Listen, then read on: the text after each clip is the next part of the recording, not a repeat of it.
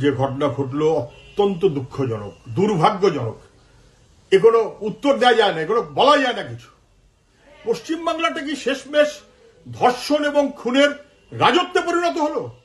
মহিলা মুখ্যমন্ত্রীর রাজত্বকাল ধর্ষণ এবং খুনের রাজত্ব হয়ে গেল। ক্লাস 4-এ পড়া মেয়ে ফিরছে, পড়া থেকে ফিরছে, পাওয়া গেল না। লোকে আন্দাজ করলো যে কিছু একটা বড় ঘটনা ঘটছে, সন্দেহভাজন আন্দাজ করলো, পুলিশের কাছে গেল। পুলিশ পিং পং এর বদল লাথি মারলো মানুষকে, এখানে না ওখানে যাও, ওখানে না সেখানে যাও, এখানে হবে না ওখানে গিয়ে জানাতে হবে ইত্যাদি করতে করতে সময় চলে গেল। এবং তারপর পুলিশ চুপ, কোনো দায়িত্ব নেই।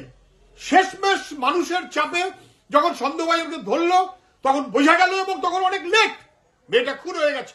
এবং তারপর সে খুনের জায়গাটা বা যেখানে মেয়েটাকে পাওয়া গেল সেই জায়গাটাকে ঘিরে পর্যন্ত রাখলো না। আর কত অপদার্থতা হবে, আর কত অপদার্থতা হবে। কি চায় সরকার, কি চায়? মেয়েদের কোনো নিরাপত্তা থাকবে না, মানুষের কোনো নিরাপত্তা থাকবে না। এবং তারপর এখন মানুষ কেন তারা এইরকম পরিসর হবে? মুখ্যমন্ত্রীকে তো উত্তর দিতে হবে, উনি তো পুলিশের মন্ত্রী। কেন পুলিশের থানাতে ফাঁড়িতে আগুন লেগেছে এই কথাটা বলা হচ্ছে ঠিক, এই উত্তর কে দেবে? পুলিশ মন্ত্রীকে দিতে হবে। কেন তার পুলিশ ব্যর্থ? কেন মানুষ এত বিক্ষুব্ধ হচ্ছে? এবং তার দায় কার? গোটা পশ্চিমবাংলাটা ধর্ষণ খুনের রাজত্বে পরিণত হচ্ছে। আরজিকর সহ নানা ঘটনা, তারপরেও পুলিশের কোনো হেলদোল নেই। সব দোষ মানুষের ঘাড়ে চাপিয়ে দিচ্ছে। কখনো হতে পারে না। ওখানকার স্থানীয় মানুষ স্বাভাবিক কারণে তারা প্রতিবাদ করছেন, এই প্রতিবাদ সংগত।